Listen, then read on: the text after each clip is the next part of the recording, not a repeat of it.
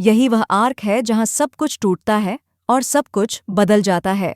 Bleach season 14 सिर्फ एक war arc नहीं है, यह एक वॉर है। इचिगो उल्क्वियोरा से एक ऐसी लड़ाई में लड़ता है जो इंसान और मॉन्स्टर के बीच की लाइन को धुंधला कर देती है। गीन अपनी आखिरी चाल चलता है और एजन समझ से परे हो जाता है, लेकिन अंत में केवल एक ही चीज उसे रोक सकती है, इचिगो का अल्टीमेट सैक्रिफाइस। यहाँ ब्लीच अपने चरम पर है और हम इसे फिर से दोहरा रहे हैं।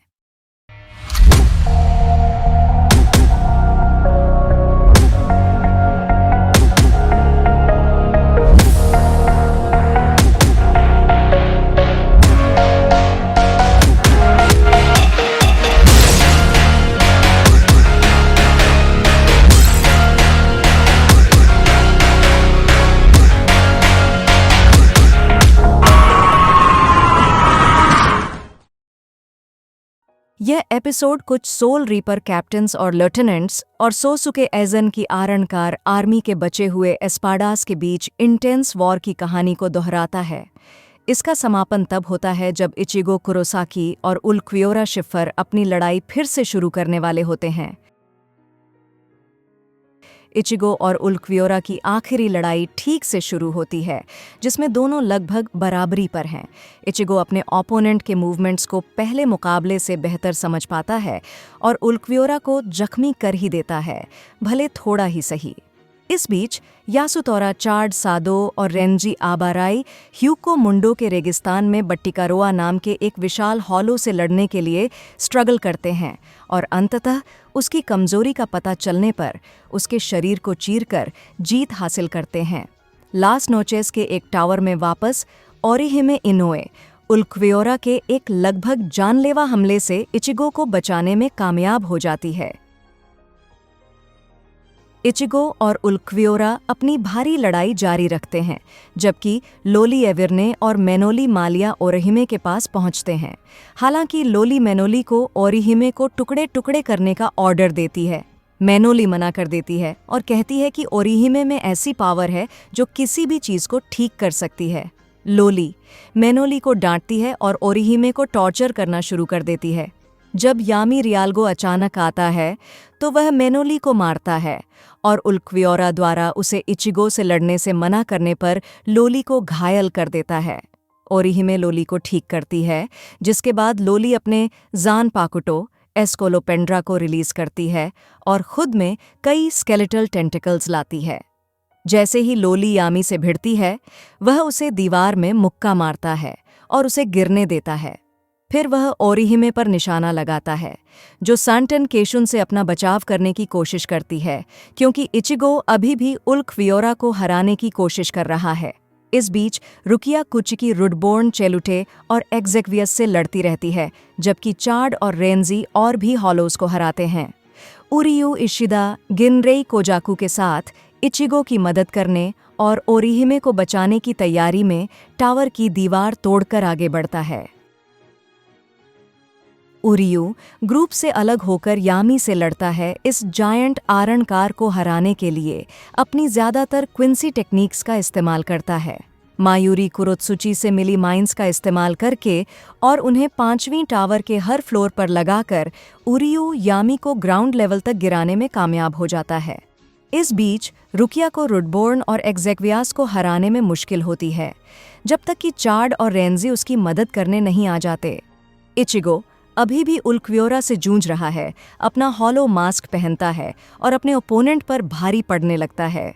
उल्क्वियोरा अपने जानपाकुटो मर्सियलागो को रिलीज करने के लिए लास नोचेस की छतरी तोड़ता है और लास नोचेस के अंदर के लिए केवल 2 नियम बताता है। पहला नियम है ग्रैंड रे सेरो और दूसरा नियम है कि एस्पाडास 1 से 4 अपने जानपाकुटो को फ्री नहीं कर सकते। सोर्ड रिलीज से उसे बड़े चमगादड़ जैसे पंख मिलते हैं, जिससे उसकी एबिलिटीज इतनी बढ़ जाती हैं कि वह अपने पहले ही हमले में इचिगो का सिर लगभग अलग कर देता है। इचिगो उल्क्वियोरा के हमलों को रोकने की कोशिश करता है, लेकिन उसे मिले जुले नतीजे मिलते हैं। हालांकि वह कहता है कि वह कभी हार नहीं मानेगा, भले ही यह आरणकार उससे ज्यादा स्ट्रांग क्यों न हो। उल्क्व्योरा उसके दूसरे रिलीज में ट्रांसफॉर्म होकर जवाब देता है, जिसके बारे में उसका दावा है कि आइजन ने उसे खुद नहीं देखा है। इचिगो खुद को बचाने और हमला करने की कोशिश करता है, लेकिन उल्क्व्योरा उसके लिए बहुत तेज और पावरफुल है। आखिरकार जब ओरिहिमे और उरियू सरफेस पर पहुंचते हैं तो उन्हें पता चलता है कि इचिगो को उल्क्व्योरा ने पहले ही हरा दिया है। उल्क्व्योरा ओरिहिमे से कहता है कि देखो, वह इचिगो को मारकर उसकी आखिरी उम्मीद कैसे मिटाएगा। डरी हुई ओरिहिमे इचिगो के बेजान शरीर की ओर दौड़ती है, लेकिन उल्क्व्योरा उसे रोक लेता है। उरियू बीच में आता है और चुपके से हमला करने की कोशिश करता है, लेकिन नाकाम रहता है। वह इचिगो के जख्मों को भरने के लिए ओरिहिमे को समय देने का फैसला करता है। उल्क्व्योरा उसे तुरंत हरा देता है, जबकि परेशान ओरिहिमे इचिगो को पुकारती है। ओरिहिमे के दुख के टूटने से इचिगो पूरी तरह से हॉलो बन जाता है। इस ट्रांसफॉर्मेशन से हैरान उल्क्व्योरा एक सेरो ओस्क्यूरस छोड़ता है, लेकिन इचिगो के अपने सेरो द्वारा उसे रोक दिया जाता है। इचिगो उल्क्व्योरा का एक हाथ काटने में कामयाब हो जाता है। उल्क्व्योरा अपनी अविश्वसनीय एबिलिटी रिवील करता है, जिससे वह तुरंत ही नॉन वाइटल ऑर्गन्स को रिजनरेट कर देता है। वह अपने कटे हुए हाथ को रिजनरेट करता है और अपना सबसे विनाशकारी हमला लांजा डेल रेलाम्पागो करता है। यह हमला बेकार साबित होता है, क्योंकि इचिगो बिना किसी एफर्ट के उसे चकमा दे देता है और उल्क्व्योरा तुरंत ही हार जाता है।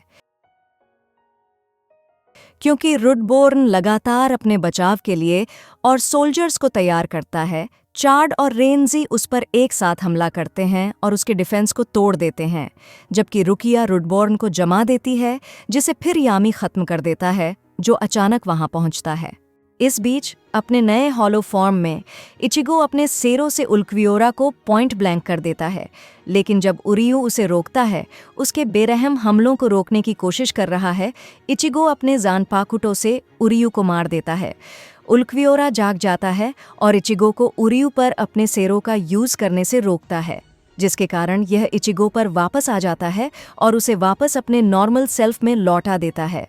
हालांकि उल्क्व्योरा इचिगो के साथ दोबारा मुकाबला करने की मांग करता है, लेकिन इचिगो एक बराबरी की लड़ाई का प्रस्ताव देकर समझौता कर लेता है। उल्क्व्योरा उसकी शर्तों से सहमत होकर अचानक महसूस करता है कि उसकी अपनी पावर के ओवर एग्जॉस्शन के कारण उसका शरीर डिस्ट्रॉय हो रहा है। उल्क्व्योरा ओरिहिमे से पूछता है कि क्या वह उससे डरती है, और ओरिहिमे जवाब देती है कि वह नहीं डरती। उसके जवाब से संतुष्ट होकर उल्क्व्योरा हवा में डिसॉल्व हो जाता है। उल्क्व्योरा की मौत पर यामी गुस्सा हो जाता है और अपने जानपाकुटो इरा को रिलीज करता है। वह एक विशाल आकार का हो जाता है और उसकी रैंक 10 से 0 हो जाती है, यह बताते हुए कि एस्पाडस वास्तव में 0 से 9 तक की रैंक है। रुकिया, चार्ड और रेंजी उस पर पूरी ताकत से हमला करते हैं, लेकिन वह उनके सभी हमलों को फेल कर देता है। इस बीच नकली काराकुरा टाउन में टियर हैरिबेल तोशिरो हित्सुगाया के साथ अपनी लड़ाई जारी रखती है। हैरिबेल अपनी तलवार टिबुरॉन छोड़ देती है और हित्सुगाया के शरीर को 2 टुकड़ों में काट देती है।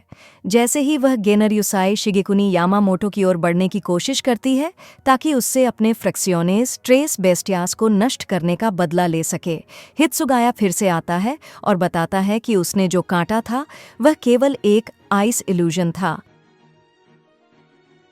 हित्सुगाया और हैरिबेल पानी और आइस अटैक्स की एक सीरीज का यूज करते हैं, क्योंकि हित्सुगाया किसी भी पानी को बर्फ में बदल सकता है और हैरिबेल किसी भी बर्फ को पानी में बदल सकती है, इसलिए दोनों के हमले एक दूसरे को बेअसर कर देते हैं।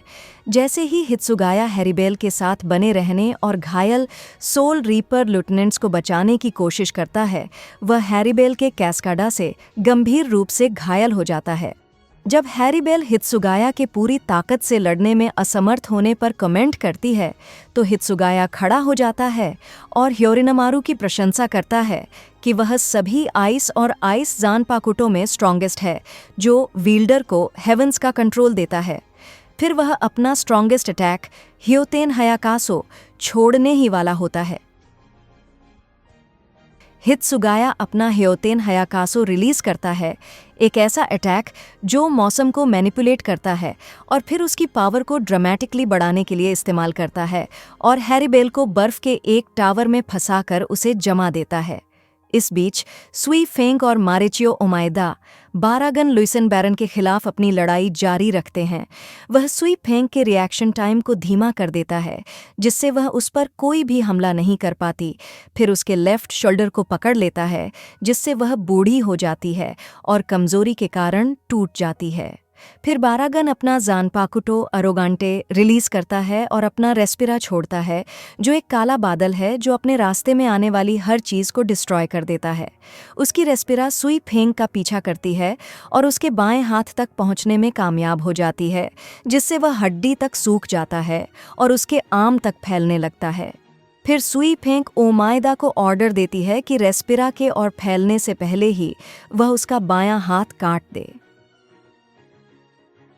सुई फेंग और ओमाइदा खुद को बारागन के रेस्पिरा के सामने मुश्किल में पाते हैं। फिर सुई फेंग कहीं दूर चली जाती है और ओमाइदा को बारागन से अकेले लड़ने के लिए छोड़ देती है। ओमाइदा तरह तरह के आइडियाज से समय निकालने की कोशिश करता है, लेकिन खुद को बारागन के सामने कम पाता है। जब ओमाइदा एक कोने में फंस जाता है, तभी सुई फेंग पहुंचती है और अपना बांकाई रिलीज करती है, जो एक बड़ा गोल्डन वेपन है जो उसके पूरे दाहिने हाथ को कवर करता है। फिर वह बारागन पर एक मिसाइल दागती है, जिससे एक जोरदार एक्सप्लोजन होता है। इस जोरदार एक्सप्लोजन से सुई फेंग उड़ जाती है, लेकिन ओमाइदा उसे एक इमारत से टकराने से बचा लेता है। शूनसुई क्योराकू और कोयोट स्टार्क अपनी लड़ाई जारी रखते हैं, जहां स्टार्क क्योराकू पर अपनी बांकाई दिखाने का दबाव डालता है। फिर स्टार्क लिलिनेट जिंजरबग को बुलाता है और वह उसके साथ मिलकर अपने ज़ानपाकुटो लॉस लोबोस, जो एक गन स्लिंगर की तरह कपड़े पहने हुए है, को रिलीज करता है। स्टार्क के हावी होते ही लड़ाई फिर से शुरू हो जाती है, जिससे क्योराकू को यह समझ नहीं आता कि उसकी गन्स कैसे काम करती हैं। क्योराकू स्टार्क के सेरों से परेशान है। जुशिरो उकिताके अपनी शिकाई का इस्तेमाल करता है, जिससे स्टार्क को शक होता है कि क्या उकिताके ने अभी सेरो फायर किया है। क्योराकू उकिताके को स्टार्क से लड़ने में शामिल होने देता है, जो उकिताके के शिकाई को देख लेता है, जो उसके सीरों को सोख लेता है और उसे वापस बाहर निकाल देता है। तभी एक विशाल गार्गेंटा खुलता है और वंडरवाइस मर्जरा और उसके बगल में हुलियर नामक एक और विशाल हॉलो दिखाई देता है। वंडरवाइस उकिताके के सीने में वार करता है, जबकि स्टार्क क्योराकू पर सीरों से वार करता है, जिससे क्योराकू और उकिताके दोनों बेहोश हो जाते हैं। फिर वंडरवाइस जोर से चीखता है, जिससे वह बर्फ टूट जाती है जिसमें हैरिबेल फंसी हुई थी। वंडरवाइस अंततः हुलियर से आइजन, गीन इचिमारू और कानामे तोसेन के चारों ओर लगी आग को बुझाने में मदद करता है। जब सोल रीपर्स घबराने लगते हैं, तभी विजर्ड्स आइजन, जिन और तोसेन के सामने नकली काराकुरा टाउन में अचानक पहुंच जाते हैं। 101 साल पहले ये पता चलता है कि जब आइजन को एग्जाइल में भेजा गया था, तब उन्होंने सोल रीपर्स के एक ग्रुप पर कैसे हॉलोज का यूज किया था और उन्हें विजर्ड्स क्यों कहा था। प्रेजेंट में शिंजी हिराको यामामोटो को समझाता है कि विजार्ड्स सोल रीपर्स के साथी नहीं, बल्कि आइजन के दुश्मन हैं। फिर भी इचिगो एक्सेप्शन है। वंडरवाइस हुलियर को बहुत सारे मेनोस छोड़ने को कहता है, लेकिन विजार्ड्स उन्हें तुरंत हरा देते हैं। बाद में हिराको आइजन का सामना करता है, तोसेन उसे रोक लेता है और फिर साजिन कोमामुरा उसे रोक लेता है। हैरिबेल बर्फ से बाहर निकलती है और हित्सुगाया पर हमला करती है, लेकिन हियोरी सारुगाकी उसका साथ देती है और लिसा यादोमारू उसकी मदद के लिए आती है।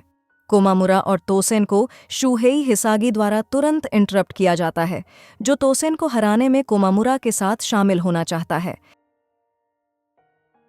हिसागी अपने फॉर्मर कैप्टन को होश में लाने की उम्मीद में तोसेन से लड़ने के लिए कोमामुरा के साथ जुड़ जाता है। इस बीच दूसरे सोल रीपर्स विजर्ड्स के साथ अनईजी अलायंसेस बनाते हैं। लिसा, हियोरी और हित्सुगाया हैरिबेल से मुकाबला करते हैं। लव और रोज क्योराकू और उकिताके को कवर करते हैं और स्टार्क का सामना करते हैं। हाची बारागन के चारों ओर एक बैरियर बनाता है, फिर भी वह उसे आसानी से हटा देता है। हाची कुछ समय के लिए उन तीनों और बारागन के बीच एक आर्मर वाली दीवार बनाता है। हाची सुई फेंक से एक सौदे के बदले में अपनी बांकाई का फिर से इस्तेमाल करने के लिए कहता है। बारागन पहली बार में ही बच गया क्योंकि उसने मिसाइल को पुराना बना दिया और एक्सप्लोजन को उससे दूर कर दिया। जब हाची बारागन को 3 और आर्मर्ड वॉल्स से घेर लेता है तो सुई फेंक बारागन को एक बार फिर हराने के लिए अपनी बांकाई फायर करती है। हिराको, जिन तक छिपकर पहुंचने में नाकाम रहने पर, कहता है कि एजन का एक और साथी मारा गया है। बारागन सुई फेंक की बांकाई से बच जाता है, हालांकि उसका आधा चेहरा डिस्ट्रॉय हो गया है।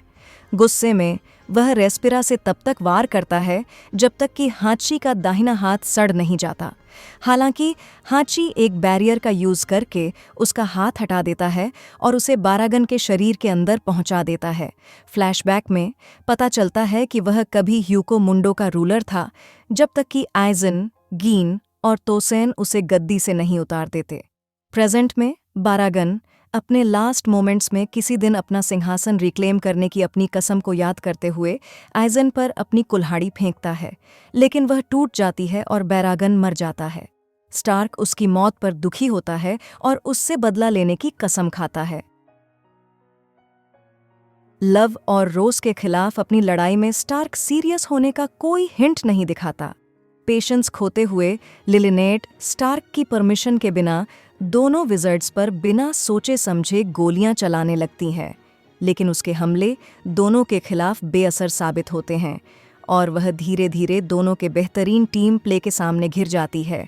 अंत में लव स्टार्क पर वॉर करता है और उसे फ्लेम्स में फेंक देता है। लीसा, हियोरी और हित्सुगाया हैरीबेल के खिलाफ अपने हमलों के कोऑर्डिनेशन में अपनी मुश्किलों के बारे में बहस कर रहे हैं। लिलिनेट के मोटिवेशन से स्टार्क वुल्व्स के एक झुंड को बुलाता है जो उनकी सोल्स के पार्ट्स से बने होते हैं और टकराते ही फट जाते हैं। जब उसकी जीत पक्की लगती है तभी स्टार्क की पीठ में वार किया जाता है। पता चलता है कि क्योराकू ने ही स्टार्क पर वार किया था। क्योराकू तब बताता है कि उसके ज़ानपाकुटो में बच्चों के गेम्स के रूप में 4 टेक्निक्स हैं जिन्हें हकीकत में बदल दिया गया है। स्टार्क जल्दी ही समझ जाता है और क्योराकू के हमलों का इस्तेमाल उसके खिलाफ करना सीख जाता है। हालांकि लिलिनेट क्योराकू के एक घातक हमले को झेलकर स्टार्क के लिए अपनी जान कुर्बान कर देती है, जिसे स्टार्क समय रहते रोक नहीं पाता। उसकी मौत पर दुखी होकर स्टार्क एक समय क्योराकू को लगभग हरा ही देता है, लेकिन क्योराकू स्टार्क के हॉलो होल को निशाना बनाकर उसे खत्म कर देता है, जिससे स्टार्क को भारी नुकसान पहुंचता है।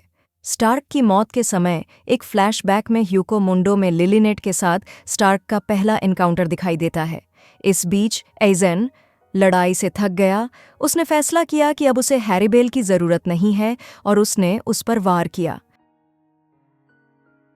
बहुत पहले जब हैरीबेल एक वास्तो लॉर्ड थी, तब उसने एमिलो अपाची, फ्रांसिस्का मिला, रोज और सियान सुंगसन को ट्रेस बेस्टियास के रूप में रिक्रूट किया था और उन्हें और भी स्ट्रॉन्ग बनने और भूखे हॉलोज को मारने का काम सौंपा गया था। बाद में उनका सामना हुए को मुंडो के राजा बारागन से हुआ, जिसने उसे अपने साथ शामिल होने का ऑफर दिया, लेकिन उसने मना कर दिया। जब एजेन, गीन और तोसेन बारागन को रिक्रूट करने के लिए हुए को मुंडो पहुंचे तो एजेन ने भी हैरीबेल में इंटरेस्ट दिखाया। कुछ समय बाद हैरीबेल पर शार्क जैसे हॉलो द्वारा हमला किया जाता है, जो अब एक आरणकार में बदल गया है। जब शार्क जैसा आरणकार हैरीबेल को मारने ही वाला था, तभी एजेन अचानक आया और उसने आरणकार को मार डाला। फिर उसने हैरीबेल को अपनी आरणकार आर्मी में जगह देने का ऑफर दिया। प्रेजेंट में हैरीबेल गुस्से में आइजन पर हमला करती है, लेकिन आइजन उसे धोखा देने के लिए एक इल्यूजन का इस्तेमाल करके उसके बाएं कंधे के पिछले हिस्से में वार करता है। इसके बाद आइजन सोल रीपर्स और विज़र्ड्स को कॉम्बैट में चुनौती देता है। वंडरवाइज माशिरो से लड़ता है, जो तब तक बढ़त बनाए रखती है जब तक उसका हॉलो मास्क नहीं टूट जाता। इससे पहले कि वंडरवाइस उसे खत्म कर पाती, केंसी मुगुरुमा उसे बचाने के लिए आगे आता है और उसकी जगह ले लेता है और जल्द ही वंडरवाइस पर अपना बांकाई छोड़ देता है। इस बीच हियोरी एजन को समझाती है कि विज़ार्ड्स को उससे बदला क्यों लेना है, क्योंकि 101 साल पहले उन्हें जो दर्दनाक एक्सपीरियंसेस हुए थे वे उनके साथ हैं। हिराको बाकी लोगों को एजन के तानों में न फंसने की चेतावनी देता है। हियोरी एजन पर हमला करने के लिए दौड़ती है, लेकिन गीन उसकी पीठ में वार करता है और उसे बुरी तरह घायल कर देता है। इस बीच हुएको मुंडो में इचिगो रुकिया, चाड और रेंजी की मदद के लिए गया है। तीनों अभी भी यामी से लड़ रहे हैं, उसे हराने की तरकीबें निकालने की कोशिश कर रहे हैं, लेकिन अंततः हार जाते हैं। यामी द्वारा रुकिया को गिराए जाने के बाद इचिगो वहां पहुंचने में कामयाब हो जाता है। इचिगो एक नए हॉल ऑफ मास्क का इस्तेमाल करके गेत्सुगा तेंशो के पॉइंट ब्लैंक से यामी को थोड़ा सा घायल करने में कामयाब हो जाता है, लेकिन उसे दोबारा नहीं पहन पाता। यामी मौके का फायदा उठाता है और इचिगो को अपने हाथों से कुचलने के इरादे से पकड़ लेता है। ब्याकुया कुचिकी और केनपाची ज़राकी यामी का एक पैर काटकर इचिगो को बचाते हैं। मायूरी वहां पहुंचता है और सबको बताता है कि उसने गरगांटा को एनालाइज कर लिया है और इचिगो को उसके जरिए वापस काराकुरा टाउन भेजने की पेशकश करता है। ब्याकुया इचिगो को याद दिलाता है कि उसकी ड्यूटी काराकुरा टाउन को बचाना है, न कि ह्यूको मुंडो में लड़ना। रेत्सु उनोहाना इचिगो के साथ लिविंग वर्ल्ड में जाने का फैसला करती है। इस स्पेशल एपिसोड में इचिगो और कई दूसरे कैरेक्टर्स एक ऑल्टरनेट वर्ल्ड में जाते हैं जो अलादीन और जादुई चिराग की स्टोरीज पर बेस्ड है। इचिगो को पता चलता है कि यह सब एक सपना है और वह जागने की कोशिश करता है, जबकि बाकी लोग स्नो क्रिस्टल नामक एक छिपे हुए खजाने को ढूंढने पर अग्रसर हैं। कई मिसएडवेंचर्स के बीच इचिगो और बाकी लोगों को एक मंदिर में एक जादुई चिराग मिलता है, जिसमें रुकिया रूपी जिन्न द्वारा 3 इच्छाएं पूरी करने की पावर होती है, लेकिन इच्छाएं पूरी करने के लॉस को तोड़ने के कारण रुकिया को लैंप सोसाइटी में फांसी की सज़ा सुनाई जाती है। इचिगो और बाकी लोग उसे बचाने जाते हैं और ऐसा करके इचिगो की तीसरी और आखिरी इच्छा पूरी हो जाती है। अपने इस सपने से जागने की इच्छा के बजाय वह स्नो क्रिस्टल चुनता है। हालांकि जब वह एक फिश केक के रूप में आता है तो पता चलता है कि यह पूरी घटना सोल सोसाइटी की ईसाने कोटेत्सु द्वारा रची गई थी। केनपाची और यामी के बीच लड़ाई जारी है, जहां केनपाची का पलड़ा भारी लगता है। इस बीच इचिगो और उनोहाना मायूरी द्वारा खोले गए गारगेंटा के जरिए जिंदा दुनिया की ओर बढ़ते हैं। उनोहाना इचिगो को बताती है कि वह अकेला इंसान है जो एजन को हरा सकता है, क्योंकि सिर्फ उसने ही एजन की शिकाई नहीं देखी, और उसे यह भी बताती है कि एजन की शिकाई देखना असंभव है। इचिगो अपनी बड़ी जिम्मेदारी को समझते हुए एजन को हराने का रिजॉल्व लेता है। ह्यूको मुंडो में केनपाची अभी भी यामी पर हावी है, उसे हराता हुआ लगता है और ब्याकुया को उसे खत्म करने के लिए उकसाता है, जो ऐसा करने से इनकार कर देता है क्योंकि यामी अचानक दोनों कैप्टन्स पर एक सेरो फायर कर देता है। केनपाची ब्याकुया के यूजलेस होने और यामी को पहले खत्म न करने के लिए डांटता है। ब्याकुया गुस्से में केनपाची से भिड़ जाता है, यह देखने के लिए कि कौन ज्यादा ताकतवर है। यामी हमला करने की कोशिश करता है, लेकिन उनके झगड़े में दखल देने के कारण ब्याकुया और केनपाची दोनों उसे तुरंत मार गिराते हैं। यामी गुस्सा हो जाता है और एक ऑल्टर्ड फॉर्म में बदलता है। इस बीच गिन द्वारा हियोरी को घायल करने के बाद हिराको एजेन से भिड़ जाता है।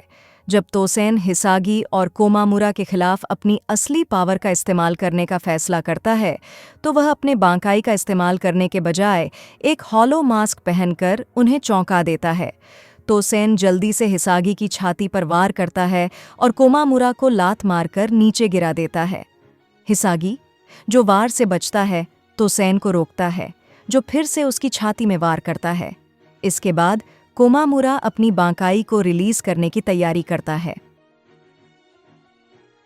कोमामुरा अपनी बांकाई को एक्टिवेट करता है, लेकिन तोसेन उसे लगातार रोकता रहता है और बाद में उसे पता चलता है कि जब भी उसकी बांकाई डैमेज होती है तो वह खुद कोमामुरा को नुकसान पहुंचा सकती है। कोमामुरा को पता चलता है कि तोसेन ने अपनी एक प्यारी फीमेल दोस्त को उसके पति द्वारा मर्डर के कारण खो दिया था और वह उसकी मौत का बदला लेने के लिए एकेडमी में शामिल हुआ था। फिर तोसेन एक हैरी इंसेक्ट फॉर्म में अपने रिलीज फॉर्म को एक्टिवेट करता है। जब वह इस नए फॉर्म में अपनी आंखें खोलता है तो तोसेन खुश होता है कि वह पहली बार दुनिया देख पा रहा है। इस बीच आइजन आखिरकार हिराको पर अपना वार करता है। फिर भी हिराको आइजन से कहता है कि अगर वह यह मानता है कि जानपाकुटो वाला अकेला इंसान वही है जो सेंसेस पर कंट्रोल रखता है, तो वह बहुत बड़ी गलतफहमी में है। तोसेन अब अपने नए फॉर्म में उतना अच्छा नहीं लड़ पाता क्योंकि वह देख सकता है, लेकिन फिर भी वह कोमामुरा को एक सेरो से आसानी से हरा देता है। जैसे ही वह हार मान चुके कोमामुरा को खत्म करने के लिए एक और सेरो से हमला करता है, हिसागी तोसेन को चाकू मार देता है। फिर दावा करता है कि अगर उसकी नज़र न होती तो वह आसानी से उसके हमले से बच सकता था। हिसागी अपना जानपाकुटो छोड़ता है और तोसेन की गर्दन पर वार करता है। इस बीच हिराको अपनी शिकाई छोड़ता है जिसमें विजुअल इल्यूजन्स पैदा करने की एबिलिटी होती है, जिसे वह उलटी दुनिया कहता है। हिराको का पल्लड़ा भारी लगता है और वह एजन पर कई बार वार करता है। हालांकि एजन, जिसने पहले ही हिराको के सेंसेस के साथ खिलवाड़ किया था, हिराको की पीठ पर वार करता है और कहता है कि उसका जानपाकुटो ज्यादा सुपीरियर है। हारे हुए तोसेन को होश आता है और वह हिसागी का चेहरा एक बार फिर साफ देखने की गुजारिश करता है, लेकिन एक इंटरनल इम्पैक्ट से उसका शरीर डिस्ट्रॉय हो जाता है।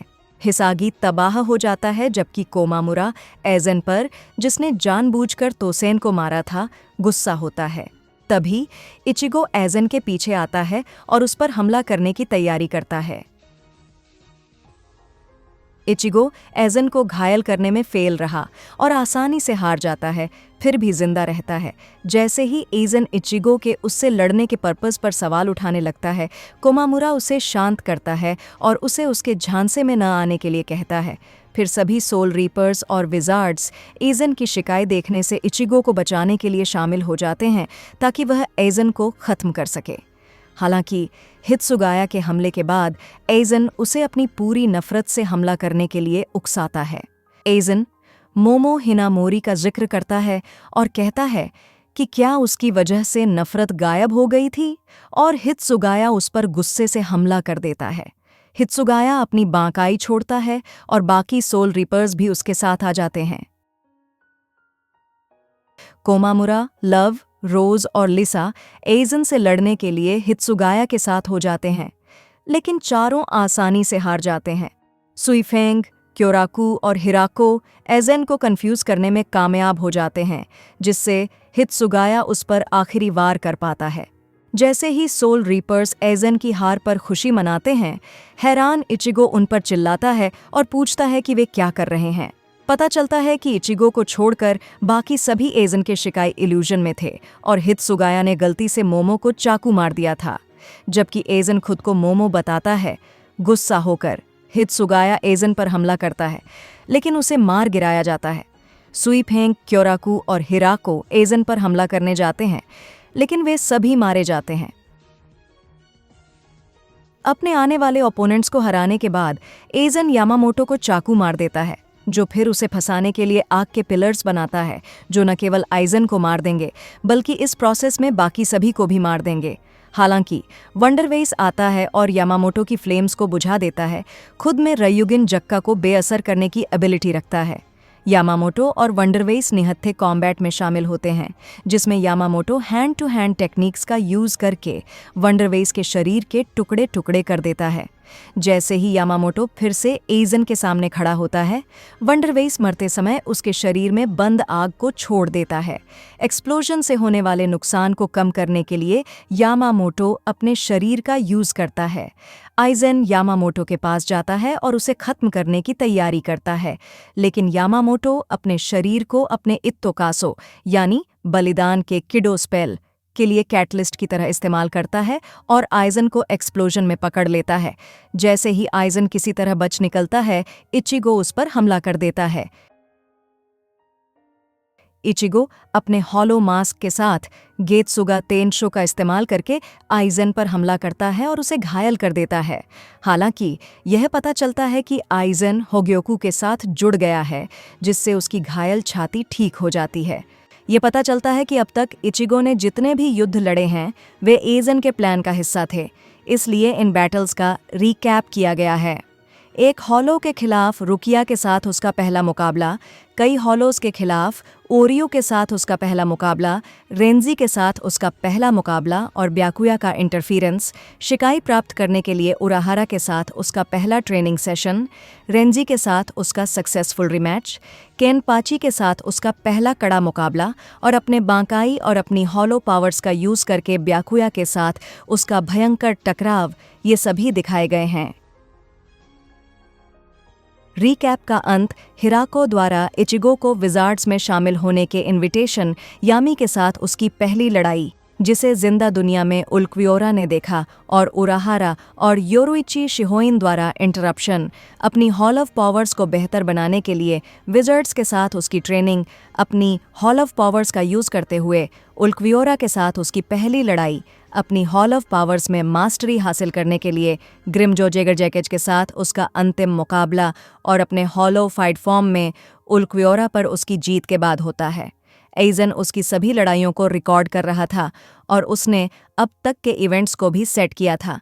फिर एइजन बताता है कि वह उसके जन्म से ही उसके बारे में जानता था और इचिगो को यह बताने की कोशिश करता है कि वह थोड़ा इंसान है, लेकिन उसकी बातचीत को इचिगो के पिता इशिन कुरोसाकी सोल रीपर रूप में इंटरप्ट कर देते हैं।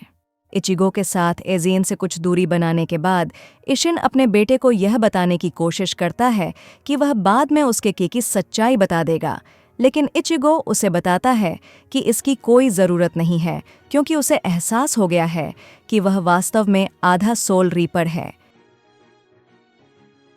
इचिगो से लड़ते हुए गिन अपना बांकाई एक्टिवेट करता है जिससे वह अपनी तलवार को काफ़ी दूर तक फैला सकता है और कहता है कि पिछली बार की तरह वह पीछे नहीं हटेगा। हालांकि इचिगो उसके पहले हमले को रोक देता है, लेकिन गिन इचिगो पर तेज़ी से हमला करता है। इचिगो को पता चलता है कि गिन की कॉन्ट्रैक्शन स्पीड उसकी कमज़ोरी है, लेकिन उसकी एक्सटेंशन स्पीड इसके बिल्कुल ऑपोजिट है। दूसरी ओर जैसे जैसे एजन और इशिन के बीच लड़ाई जारी रहती है, एजन बताता है कि वह अपने सोल रीपर सेल्फ की लिमिट तक पहुंच गया है। इसके बाद होग्योकू उसकी सोल का रिकंस्ट्रक्ट करता है।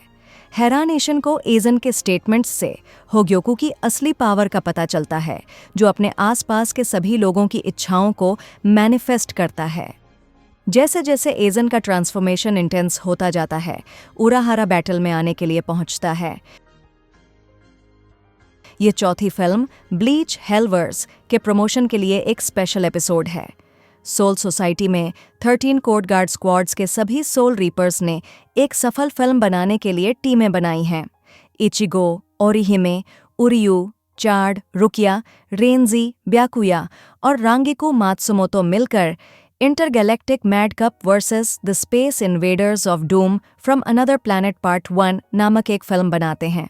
इस इम्प्रोवाइज्ड फिल्म के डायरेक्टर के रूप में रेंजी उरियू को कॉस्ट्यूम डिज़ाइनर और कैमरामैन और ब्याकुया को विजुअल इफेक्ट्स सुपरवाइजर चुनता है और बाकी क्रू को रोल्स बांटता है।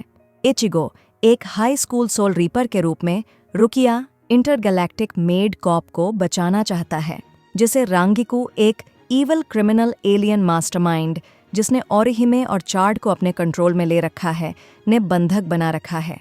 सोक्योकू हिल के गार्डियंस के साथ एक झड़प के बाद फिल्म समाप्त हो जाती है। यह चौथी फिल्म ब्लीच हेलवर्स का एक शॉर्ट प्रोलॉग है।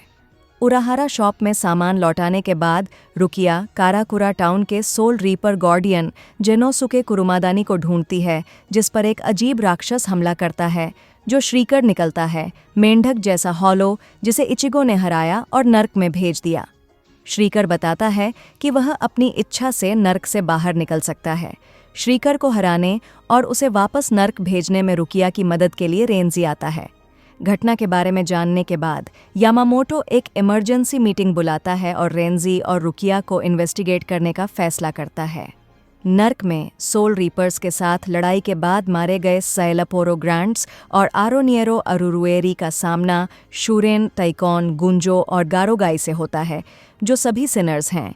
निराश होकर शूरेन अपना ध्यान इचिगो के हॉलो फॉर्म की ओर मोड़ता है, जो नर्क की गहराइयों से बचने का एक जरिया है। उरहारा आइजन को रोकने के लिए आता है उरहारा ने लड़ाई के लिए कुछ तरकीबें तैयार कर रखी हैं, जिनमें योरुइची के लिए कुछ खास आर्मर भी शामिल है, जब वह बाद में आएगी। उरहारा, योरुइची और इशिन तीनों मिलकर एजन से भिड़ते हैं, लेकिन हर गुजरते पल के साथ वह और भी स्ट्रांग होता जाता है। इस बीच इचिगो और गिन के बीच लड़ाई जारी रहती है।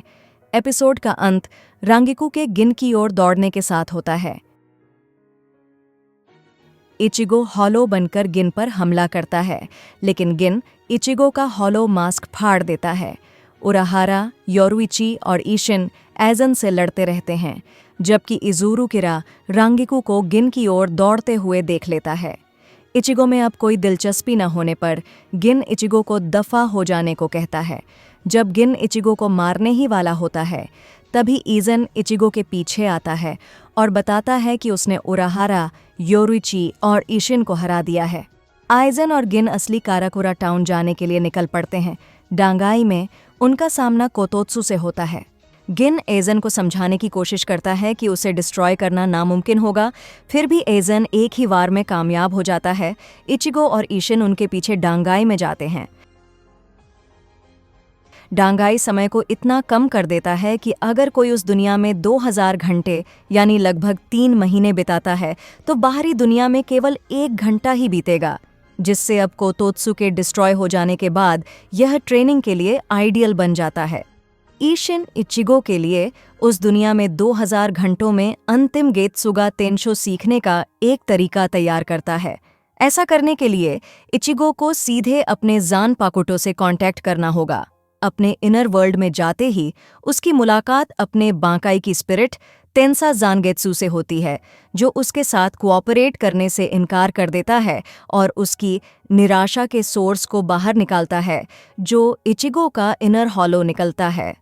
इस बीच असली काराकुरा टाउन में केइगो असानो और तात्सुकी अरिसावा दोनों जाग जाते हैं और शहर में घूमते हुए सोचते हैं कि उनके साथ क्या हुआ है।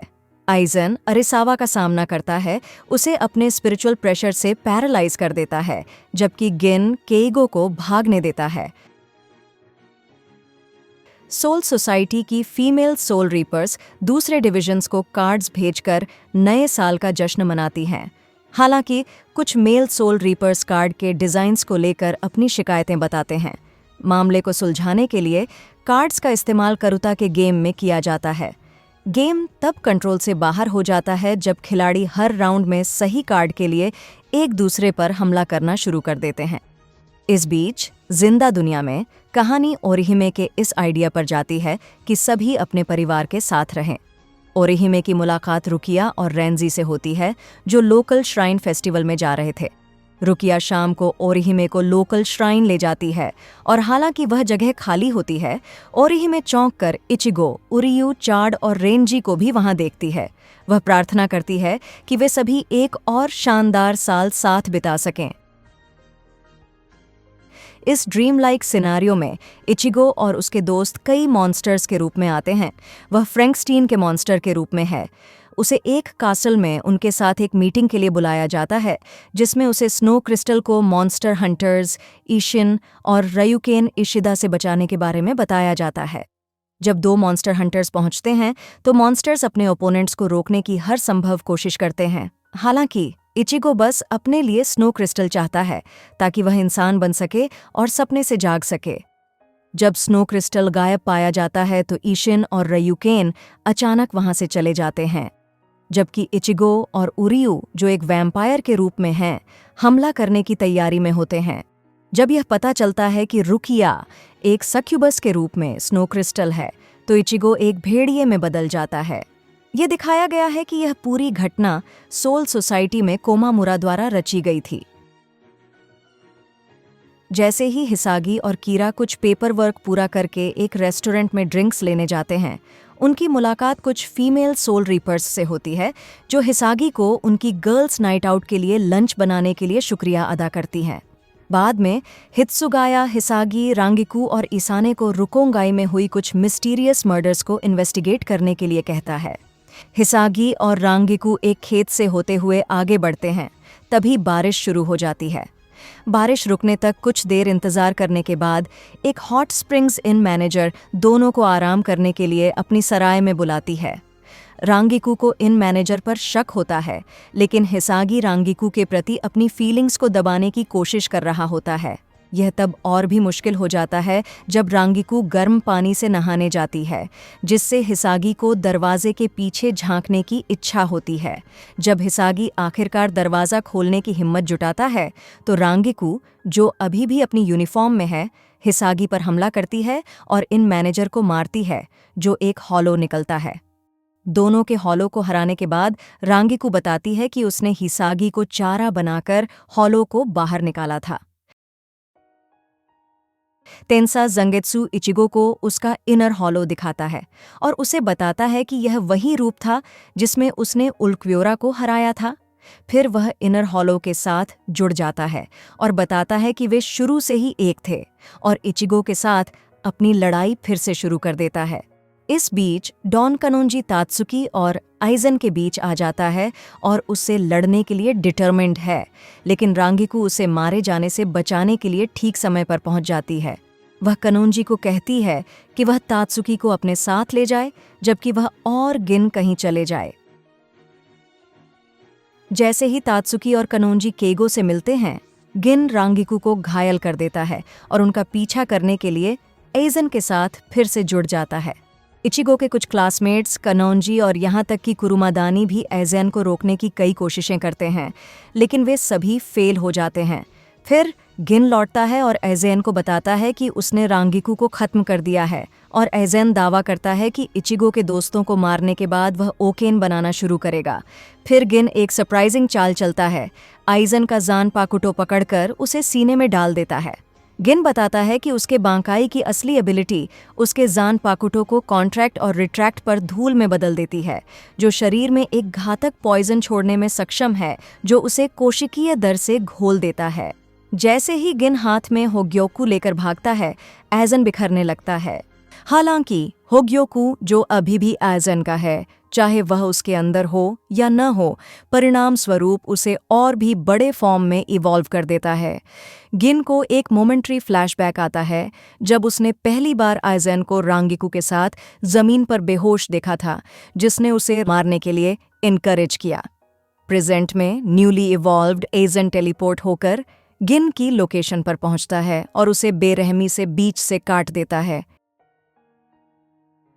गिन को याद आता है कि उसने रांगिकू को पहले थोड़ा घायल करने के बाद उससे माफ़ी मांगी थी और वह इससे संतुष्ट है।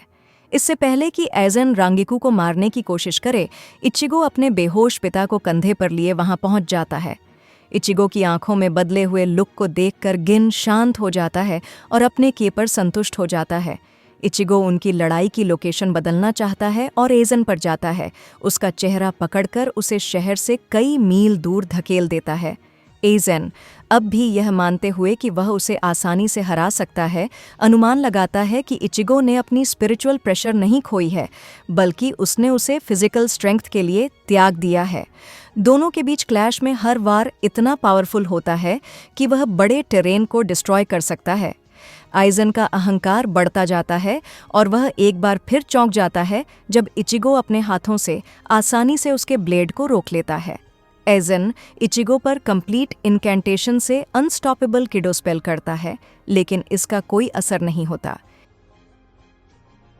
इचिगो आइजन को घायल कर देता है, जिससे होग्योकू का एक और ट्रांसफॉर्मेशन आइजन पर पड़ता है और वह एक हॉलो क्रीचर में बदल जाता है। हालांकि आइजन इचिगो के बाएं हाथ को बेकार कर देता है, फिर भी इचिगो फाइनल गेत्सुगा तेंशो का यूज़ करता है। एक फ्लैशबैक से ये पता चलता है कि अपने इनर वर्ल्ड में इचिगो तेंसा जांगेत्सु को तब तक नहीं हरा सकता था जब तक कि वह तेंसा जांगेत्सु द्वारा मारे जाने की अनुमति नहीं देता और इस तरह ब्लेड और टेक्निक के कॉन्सिक्वेंसेस को स्वीकार नहीं करता। वह मुगेत्सु का यूज़ करता है, जो डार्कनेस की एक धारा है जो लैंड को ढक लेती है और आइजन को मुश्किल में डालती है। हालांकि आइजन होग्योकू की बदौलत कमज़ोर हो चुके इचिगो को ख़त्म करने की तैयारी करता है, लेकिन उराहारा उसे रोक लेता है। उराहारा ने उस किडो के अंदर एक और किडो डाल दिया, जिसे उसने आइजन के पहली बार ट्रांसफॉर्म होने से ठीक पहले मारा था। अब जब इचिगो ने उसकी पावर कमज़ोर कर दी है तो सील काम करने लगी है और होग्योकू अब उसे अपना मास्टर नहीं मानता, जिसके परिणाम स्वरूप उसे सील कर दिया गया है। विंटर वॉर के बाद सभी सोल रीपर्स क्षण भर के लिए सोल सोसाइटी में लौट आते हैं। इचिगो उराहारा से पूछता है कि आइजन के असली मोटिव्स क्या रहे होंगे। जब इचिगो अपने दोस्तों से मिलता है तो वह अचानक बेहोश हो जाता है। सेंट्रल 46 में आइजन को जेल के सबसे निचले अंडरग्राउंड लेवल में 20,000 साल की सज़ा सुनाई जाती है। यामामोटो, जिसका अब बायां हाथ नहीं है, इस बात से परेशान है कि ब्याकुया, केनपाची और क्योराकू ने लड़ाई के दौरान अपने कोट्स खो दिए। हित्सुगाया एक गुफा के अंदर अपने बांकाई के साथ ट्रेनिंग लेता हुआ दिखाई देता है, उस इंसिडेंट को याद करते हुए जब उसने लड़ाई के दौरान गलती से मोमो को चाकू मार दिया था। रुकिया के घर में इचिगो 10 दिन बाद उठता है और पता चलता है कि उसकी पावर्स खोने के शुरुआती कुछ स्टेजेस से गुजरने के बाद उसके बालों की लंबाई और शरीर की हाइट नॉर्मल हो गई है। हालांकि इचिगो अपने सभी दोस्तों को जिंदा और सही देखकर खुश है। जब कॉन एक लड़की को एक हॉलो के हमले से बचाने की कोशिश करता है तो मिशेल नाम का एक मिस्टीरियस आदमी आता है और उसे हरा देता है, जिससे कॉन बहुत निराश होता है।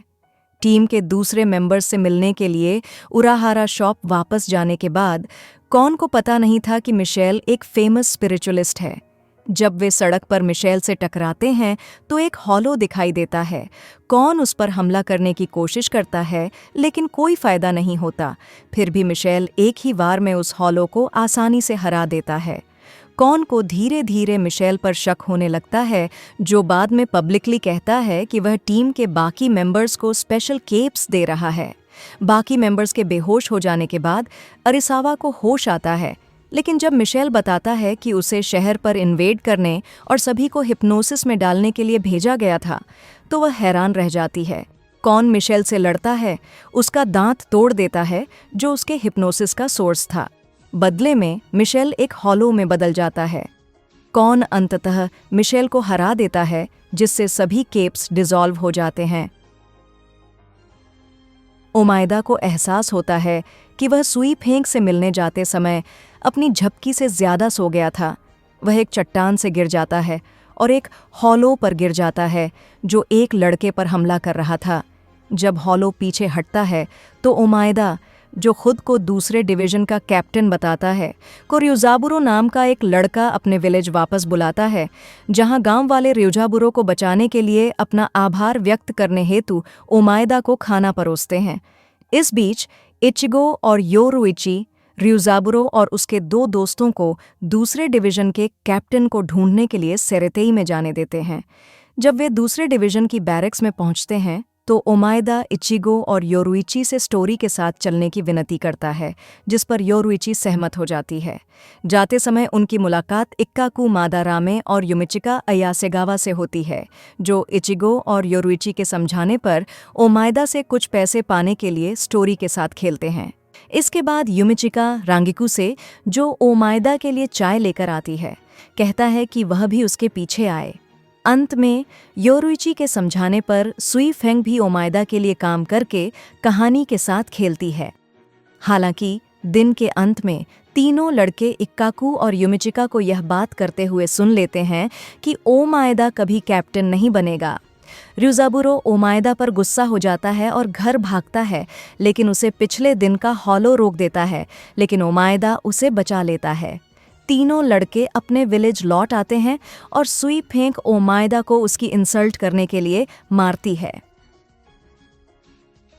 जब इचिगो रेंजी के साथ युद्ध कर रहा होता है, 11th डिवीजन का एक आदमी सीजो हारुगासाकी उन दोनों को चाय परोसता है, लेकिन जब वह अपना काम कर रहा होता है तो सभी उसकी डिसरिस्पेक्ट करते हैं। बाद में पता चलता है कि सीजो कभी एक स्ट्रॉन्ग वॉरियर था। हालांकि जब सीजो को इक्काकू के साथ एक हॉलो को मारने के लिए जोड़ा गया था तो इक्काकू को पकड़ लिया गया और वह अपनी स्पिरिचुअल एनर्जी खोने वाला था। सीजो ने हमले का सामना किया और अपनी लगभग सारी स्पिरिचुअल एनर्जी खो दी और इससे कोई भी उसका सम्मान नहीं करता। इचिगो सीजो से बात करता है और अपनी स्किल्स पर विश्वास हासिल करने के बाद इक्काकू के साथ मिलकर हॉलोज के एक ग्रुप को हरा देता है। सीजो 13 कोर्ट गार्ड स्क्वाड से विदा लेता है और इक्काकू सहित 11th डिवीजन के सभी मेंबर्स उसे रिस्पेक्ट देते हैं।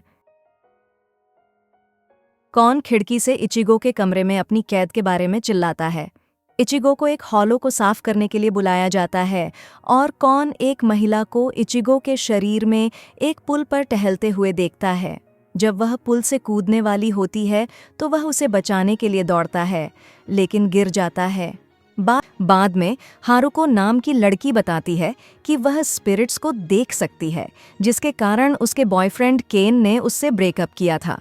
इचिगो रुकिया से मिलता है, जो उसे बताती है कि एक अननोन हॉलो है जो इंसानों की सोल्स को चूस रही है।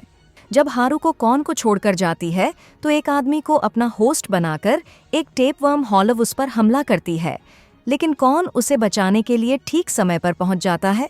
केन के आने के बाद कॉन वहां से चला जाता है। हालांकि टेपवर्म हॉलव ने कॉन की जानकारी के बिना ही उसके शरीर पर कब्जा कर लिया था। कॉन वापस दौड़कर आता है और पाता है कि हारुको अब टेपवर्म के हॉलो में समा गई है। कॉन हारुको से लड़ता है और उसके अंदर से टेपवर्म हॉलो को निकालने में कामयाब हो जाता है। कॉन के खाए जाने से पहले इचिगो उसे बचा लेता है और फिर टेपवर्म के हॉल को मार देता है।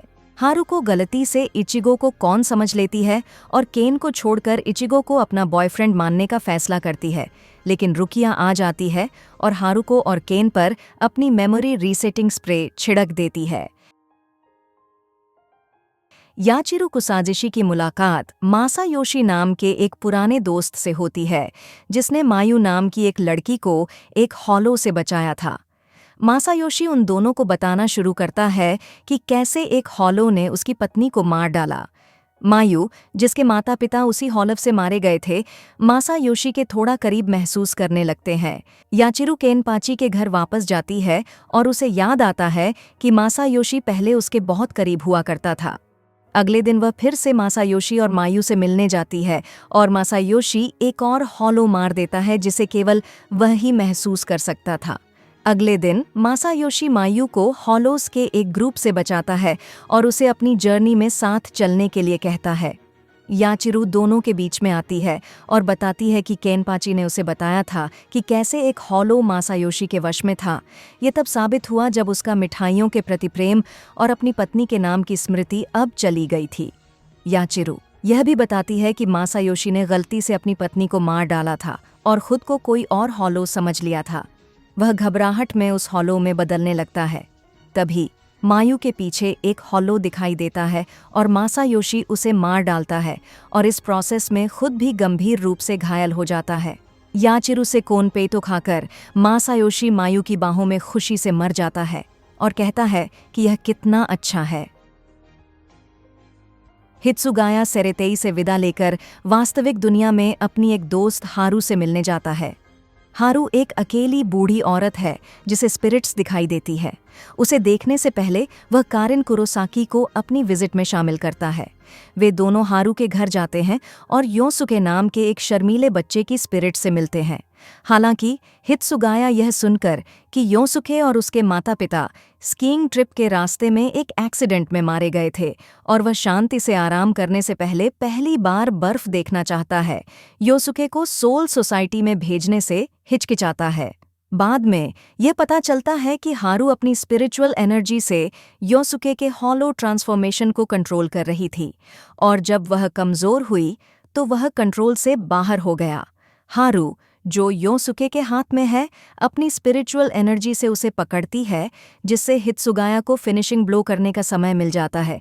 जब लड़ाई समाप्त होती है तो काराकुरा टाउन में बर्फबारी शुरू हो जाती है, जिससे योसुके खुशी खुशी वहां से चला जाता है।